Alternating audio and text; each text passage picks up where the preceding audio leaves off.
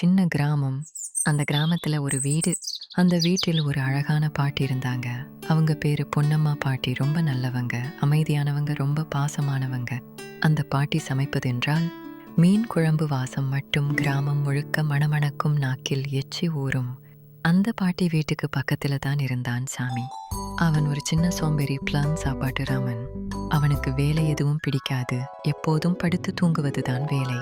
ஆனா மீன் குழம்பு பிரியாணி வாசம் எங்கும் வந்தாலே அவன் கண்கள் பெரியதாகும். அடுத்த நிமிடமே அங்கே இருப்பான் சாப்பாட்டு ராமன் சாமி. ஒரு நாள் வீட்டில் பாட்டி அடுப்பில் மீன் குழம்பு வைத்தாள். சுவையான வாசம் காற்றில் பறந்தது. சாமி வீட்டில் இருந்தான். பாட்டியின் மீன் குழம்பு வாசம் மூக்கை துளைத்தது. அடடா, என்ன வாசம்டா இது, நாக்குல எச்சி ஊறுது. அவன் மெதுவா பாட்டி வீட்டு வாசலுக்கு வந்து நின்றான்.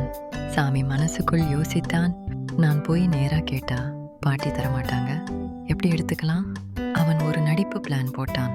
அவன் வயிற்றை பிடித்து, ஐயோ பாட்டி, எனக்கு தலை சுற்றுது, பசி பசி என்று ஆக்டிங்.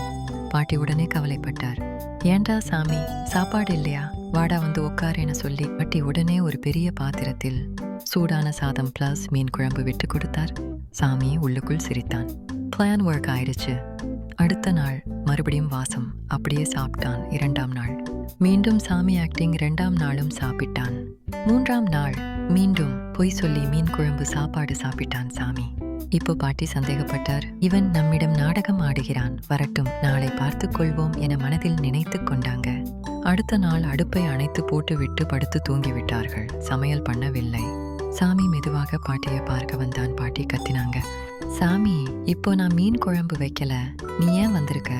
சாமி மொத்தமா பிடிபட்டான். உண்மை வெளிச்சம். அவன் வெட்கத்தோடு சொன்னான், பாட்டி, உங்க சமையல் ரொம்ப ருசி, அதனால தான் நான் ஆக்டிங் பண்ணேன். பாட்டி என்ன சொன்னார்? சாமி, சாப்பாடு கேட்க வெட்கப்படக்கூடாது, ஆனா பொய் சொல்லக்கூடாது. அவர் அவனுக்கு சொன்னார். அந்த நாளிலிருந்து சாமி மரம் வெட்டினான், தண்ணீர் எடுத்தான், பாட்டிக்கு உதவி செய்தான். கிராமம் பேச ஆரம்பிச்சது. அந்த சாமி இப்போ நல்ல பையனா மாறிட்டான். ஒரு நாள் சாமி தான் மீன் குழம்பு சமைத்து பாட்டிக்கு கொடுத்தான். பாட்டி சாப்பிட்டு சொன்னார், இப்போ நீதான் என் சீடன். பொய் சொல்லி கிடைக்கும் சாப்பாடு நிலைக்காது. உழைத்து சாப்பிட்டால் தான் மதிப்பு இருக்கும். நல்லவர்கள் நம்மை மாற்றுவார்கள்.